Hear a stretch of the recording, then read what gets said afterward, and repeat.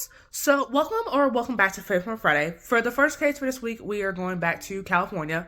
This case is lesser known, but definitely is a case that needs to be talked about. It's more of a cautionary tale regarding like who you're dating, and you never really know who you're dating until like they decide to show their true colors.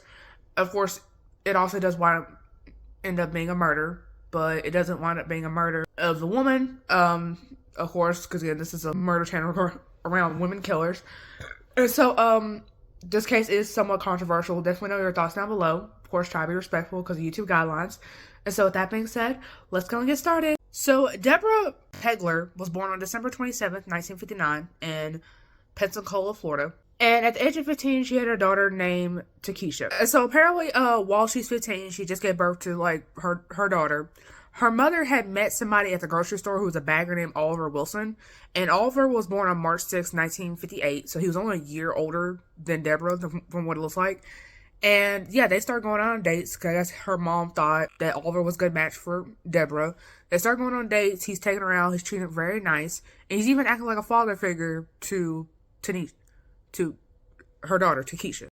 So one night, it doesn't give the exact details, but apparently, he would reveal that he wanted her to prostitute for him because apparently Oliver was working as a pimp during this time. She obviously refuses because, you know, at this point, it's assumed that she started, like, falling in love with him. So, like, why would I sleep with other men when I'm in love with you? So then he would beat her, basically give her insults, death threats, kick her, that sort of thing. So then, of course, there were points where there would be cuts and bruises, and he would swab that with what was called witch hazel, and he would also, like, dab stakes on the bruises to, like, stop the swelling and shit. From ages 15 to 21, she is working under him, doing sex work. Obviously unwillingly, but that's what she's doing. And then she would attempt to escape multiple times, as you can imagine, but each time, apparently there was, like, threats against her or her family's life, and also she didn't want her family dying over her, so she would come back. And then they wound up having a daughter together named Natasha. So now they have a daughter together from this. And then after this, Oliver decides, I'm going to purchase life insurance for myself. So then in 1982, Deborah learns that Oliver had apparently raped her older daughter. So not the one they have together, but apparently, like, Takesha, the one that came before them. How she found out, I didn't say, but apparently, like, she found out. So understandably, I imagine she's pissed. She decides to flee with said daughter. Don't know where Natasha is, but apparently she decides to flee with Takesha. And so Oliver has like this group of like armed men who come, and they obviously do death threats, threatening to kill her like they were doing.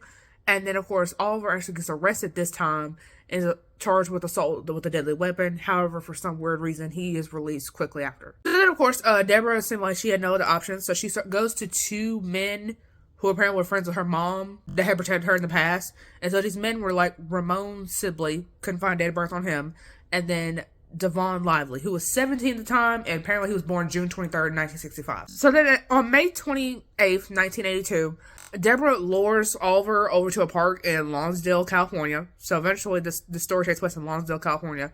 They're in a park in Lonsdale, and she has Devon and Ramon jump Oliver, and they beat him and they strangle him, obviously, eventually, of course, killing him. And then, like I said, that life insurance that he had, most of it went to the funeral, and apparently he had, like, a lavish funeral. And from what I read, it said, like, he had, like, a $25,000 life insurance. Remember, this is the 80s. So $25 grand could get you a lot more back then than it could now. So then after killing Oliver, Deborah starts dating this guy named Anthony Reesberg, who apparently was actually one of Oliver's friends and a police informant. So then in October of that year, so still 1982, she moves back to Florida. So I guess, like, to start over. Anthony, I guess, gets salty. He tells police, because apparently, I guess she had told him the details of the murder, and apparently, I guess the police had old felony charges on him they never really charged him for. So they were like, if you don't testify against Deborah and say that she killed Oliver for the life insurance policy, we're going to charge you for the old felony charges we never got you. Now, fast forward, we're in the next year, 1983. On March 1st, 1983, the district attorney decides to charge her with murder or financial gain, basically saying she killed him for the insurance policy, which we know she didn't, but they're trying to get something on her. By this point, all three were arrested. So Deborah, Ramon, they apparently were arrested, like, together, like, pretty quickly, like, one after the other, right? And then obviously, by late October 1983, Anthony's story starts to, like, his credibility starts to diminish, for for some weird reason. And then at some point, it was actually said that they were actually trying to get the death penalty for Deborah. So, of course, the story was originally that he gave out publicly was, of course, the life insurance kill for financial gain. However, he did change it to that she actually had Oliver killed because he had raped one of her daughters. I feel like this is hella illegal now, but the abuse that she went under was never shown in court. So that way she at least could like defend like, hey, I was a battered woman. Because I guess they felt like that evidence didn't matter. And so they were trying to say that Oliver had a new girlfriend and that she was jealous of the new girlfriend and that she also killed him, of course, for the life insurance. They're still on this damn life insurance. They're like, we gotta bag her for something, you know, since she didn't directly kill him. Since she didn't directly kill him, we gotta bag for something. And then also, her defense will try to say you need to plead guilty so they don't try to get you for a death penalty because they're trying really hard to get you on this death penalty thing. And then, of course, she's sentenced to 25 years to life.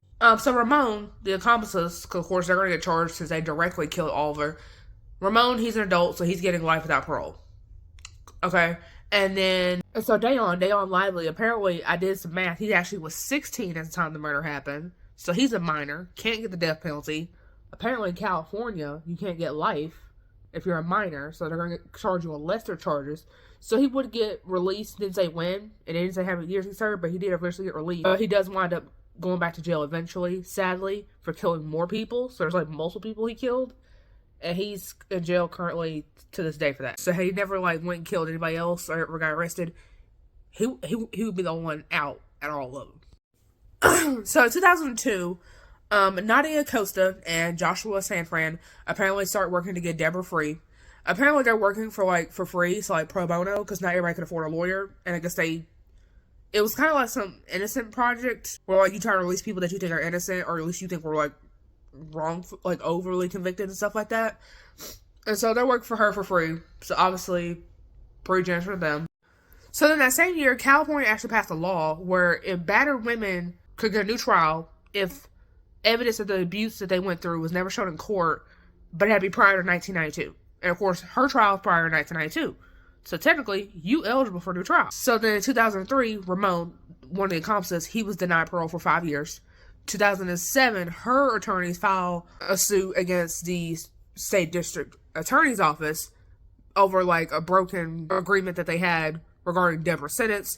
And apparently their agreement was she was supposed to be charged with manslaughter, not murder. And had that happen, she would only have to serve a maximum of 6 years. So by that, basically, she was supposed to have been out, and y'all just over pushing her at this point. And so by this point, it said that Deborah turned her life around. She was leading the church choir in the prison and had 2 associate degrees in biblical studies and humanity. I don't know how to say that word, but humanities. So 2008, a California superior judge removed the Los Angeles District Attorney's office after finding like some evidence of like misconduct and allegations of stuff they wasn't supposed to be doing. So then, of course, there would be an appeal on that, but they found that some allegations were actually true. So, oof. And then, of course, Ramon, was denied parole for another 3 years. So it said that despite not having smoked in like 15 years, she gets diagnosed with lung cancer in like February of 2009. But it is believed the reason how she got the lung cancer despite not smoking in almost 2 decades was because of the mechanical job that she had in prison, which is said that there are people who have actually gotten side effects, which I guess cancer being one of the side effects, from this mechanical job. They were asking, hey, can she get released early, like a sympathy thing, because, you know, she's on her last days, because she's, like, spent her literal last moments with her family, and the judge was like, nah, we denying this. So apparently she does wind up officially getting, like, granted parole on July 10th of that same year, so we're still in 2009. Steve Cooley, who is the LA District Attorney, who basically has been against Deborah this entire time, he writes to then Governor Arnold Schwarzenegger, because he was actually the governor of California during this time, saying, hey, I don't approve of this release, like her getting released. And then on August 19th, I think, friends and family of Deborah's come down to his office, basically demanding that she get released, like they're doing protests and everything. He disagreed with this, so he was trying to get Steve to like, hey, reconsider your options. As Arnold Schwarzenegger was like, we not finna review these options. She's getting released. I don't care what anybody says. So she was said to be released on August 22nd, 2009, after spending 27 years in jail. And apparently that was a Saturday, and she was supposed to be released till like that following Tuesday. And so they're basically having her released a couple days early, make a surprise for the family.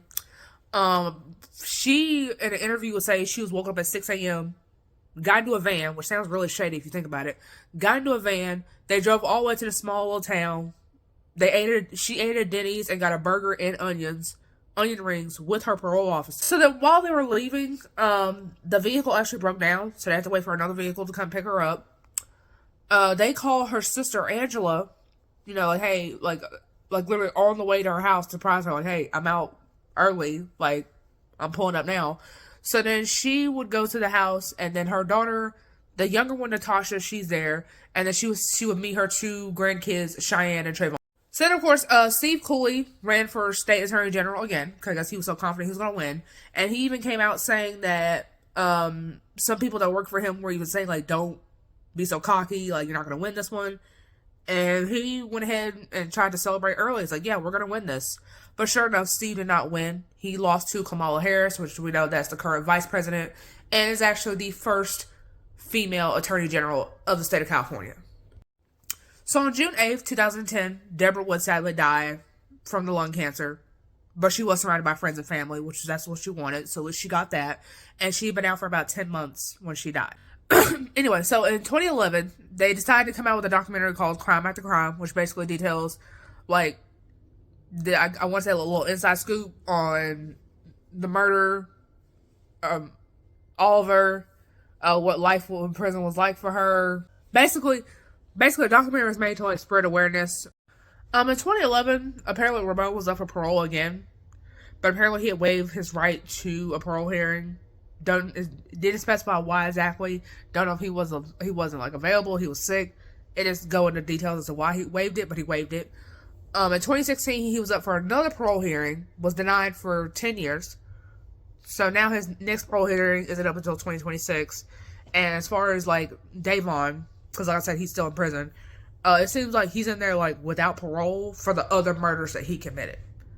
So that's why I haven't given an update about him, like, oh, he came up for parole, because I saw nowhere where he did do parole, or always had a parole hearing. That makes sense? So, yeah.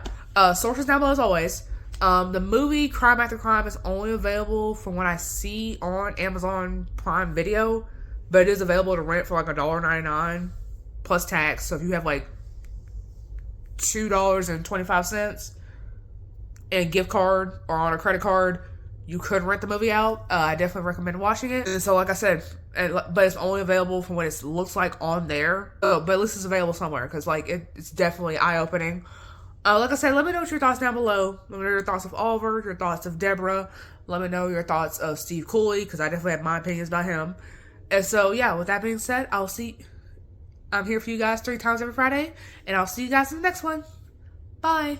So if I play dead, will you regret everything that you did, that you said? I don't think you understand what you're doing, and my heart's black and blue from the bruising. I feel like when I'm with you I'm losing.